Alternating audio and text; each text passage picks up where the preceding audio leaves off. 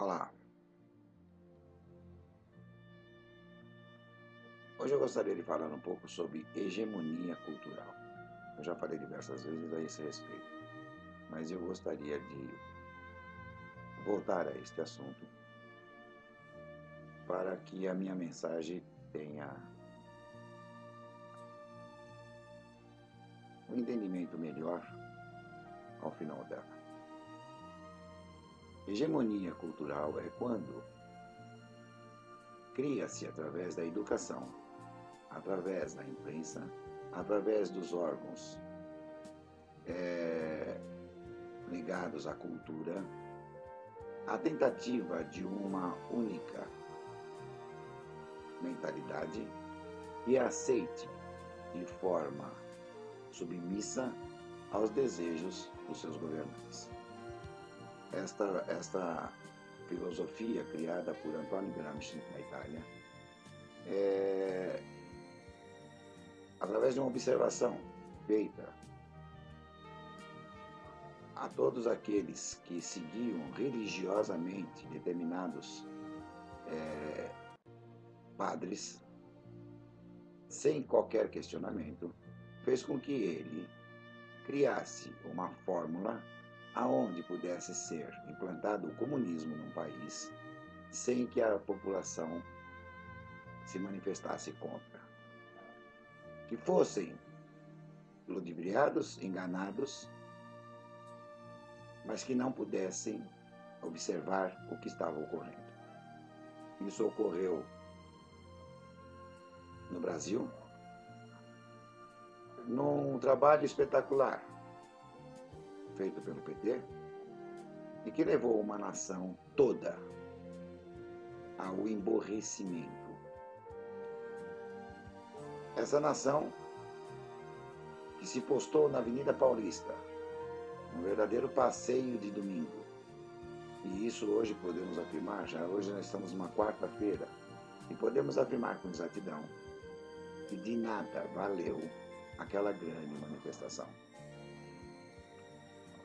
Precisamos de uma intervenção militar. O impeachment é apenas mais um engodo que estão levando a população brasileira a aceitar de forma pacífica submissa uma condição de escravidão através do socialismo,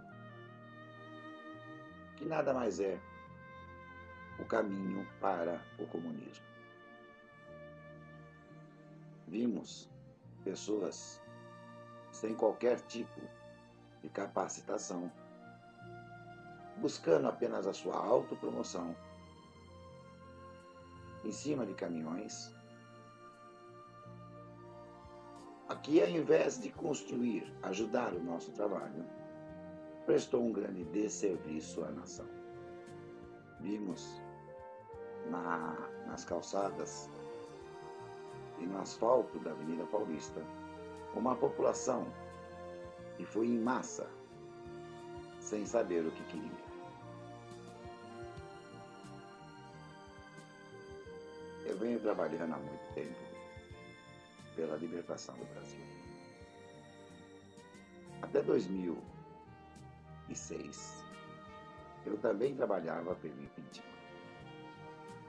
O impeachment é um caminho legal, é um caminho democrático, é um caminho eficaz para se transformar pequenos problemas de uma nação, como ocorreu no caso de Fernando Collor de Mello. Na questão do Fernando Collor de Mello, o Brasil tinha um Congresso não aparelhado ao Executivo. Já era este mesmo Congresso ligado a partidos comunistas. Ali, naquele momento, o impeachment surtiu um efeito desastroso para o país, porque não havia provas contra Fernando Collor de Mello até aquele momento. Mas mesmo assim, o impeachment foi aplicado, apoiado pelo Congresso Nacional. Ocorreu a grande manifestação das esquerdas deste país para que Fernando Collor de Mello fosse levado ao impeachment. Ele renunciou por covardia antes. E hoje assistimos aquele que tem um pouco de noção, um pouco de visão, assistimos desacreditando do que está ocorrendo, fatos que caberiam não o impeachment, mas caberia a prisão de grande parte do Congresso Nacional e do Executivo Federal. Mas nada se faz. Muda-se as leis para aprovar fechamento de contas do Congresso Nacional e do Executivo Federal. Quebra-se leis para não prejudicar o partido que está no governo.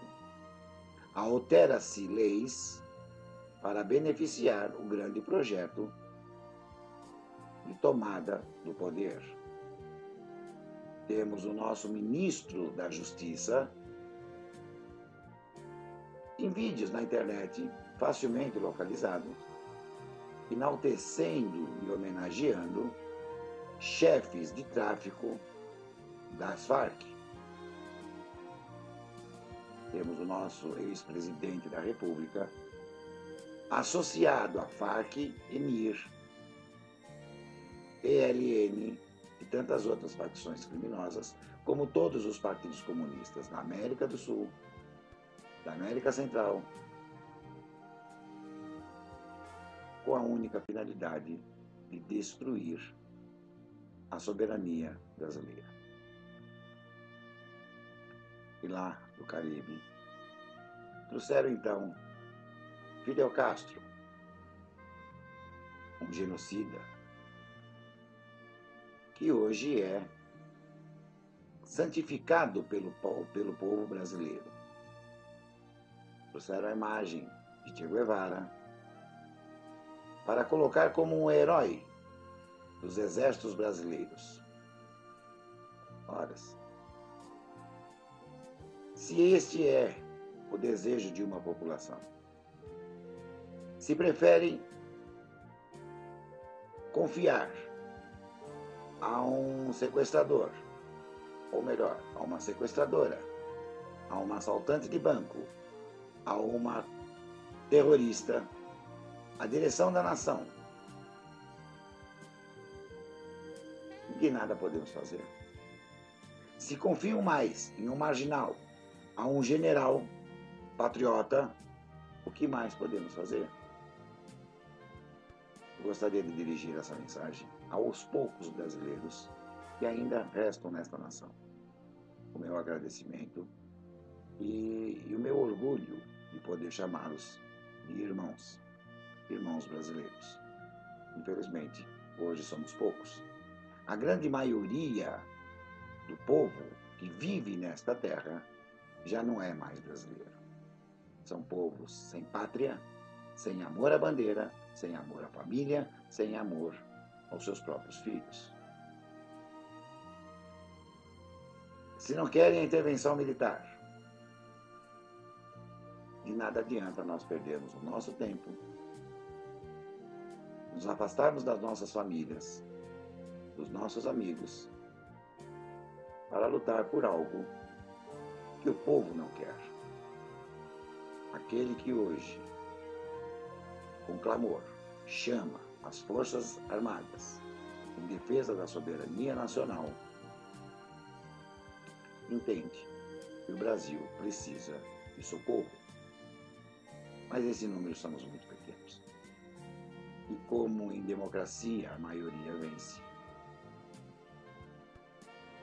que entreguemos então os pontos e entreguemos o Brasil ao bolivarismo. Que tenhamos então como chefe de nação o senhor Maduro, porque este é o desejo desta população apátrida que vive no Brasil. Confundem ditadura militar com intervenção constitucional. Mas estão escolhendo a ditadura comunista. E sofram. Que olhem amanhã os seus filhos escravizados, os seus netos escravizados, e relembrem que tiveram a oportunidade de defender seus filhos e defender seus netos. E se orgulhem em vê-los se rastejando aos pés de meia dúzia de megalomaníacos que irão dirigir esta terra. Orgulhem-se em entregar toda a riqueza da nossa terra para países que só sabem sugar o sangue de populações, como ocorreu na Rússia, como ocorreu em Cuba, como ocorreu na Nicarágua, e hoje na Venezuela, na Argentina e todos os outros países por onde eles passarem. Eu continuarei a minha luta, como vim fazendo há 10 anos, orientando aqueles que querem ter orientação, esclarecendo aqueles que querem defender a pátria. No dia 28, eu estarei lá na porta do quartel. E lá na porta do quartel, eu tenho certeza que abraçarei poucos brasileiros que, como eu, deseja a liberdade do Brasil. Poucos, como eu, se dedicaram a estudar e saber que a intervenção militar é a única saída para o Brasil. Mas a grande massa siga o impeachment. A grande massa siga o PT. A grande massa que seja escravizados. O futuro dirá a vocês o quanto erraram neste momento. Tiveram a oportunidade de defender a nossa bandeira, a nossa pátria, os nossos filhos, a nossa juventude e o nosso futuro. Estão abrindo mão de nada podemos fazer. Eu desejo a todos muita saúde, para que possam, no dia de amanhã, assistirem em pé, cabeça baixa, o que fizeram com esta nação. Estou fazendo este vídeo hoje para avisar. Daqui para diante, eu pouco farei e não me dedicarei tanto meu tempo a esta campanha de intervenção. A partir de agora, eu vou me dedicar a curtir o tempo de liberdade que ainda temos.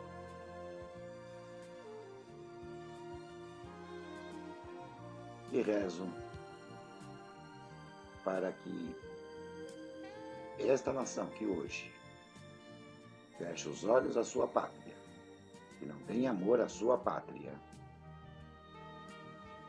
possa assistir vivos ao desastre que estão causando. Muito obrigado.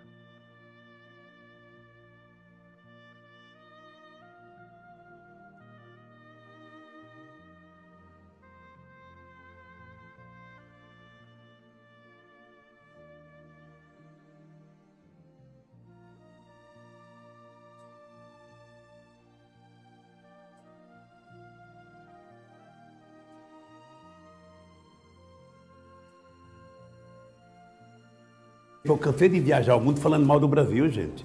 Era bonito a gente viajar ao mundo e falar, no Brasil tem 30 milhões de crianças de rua, no Brasil tem 30 milhões... A gente nem sabia, tem não sei quantos milhões de abortos, era tudo clandestino, mas a gente ia citando números, sabe? Se o cara perguntasse a fonte, a gente não tinha, mas a gente ia citando números. Eu não esqueço nunca, eu estava debatendo, o Roberto Marinho e o Jaime Lerner em Paris. Mas eu estava dizendo, porque no Brasil tem 25 milhões de crianças de rua. Eu era aplaudido calorosamente pelos franceses. Quando eu terminei de falar, o Jaime Lerner falou assim para mim, ô Lula, não pode ter 25 milhões de crianças de rua, Lula. Porque senão a gente não conseguiria andar nas ruas, Lula. É muita gente.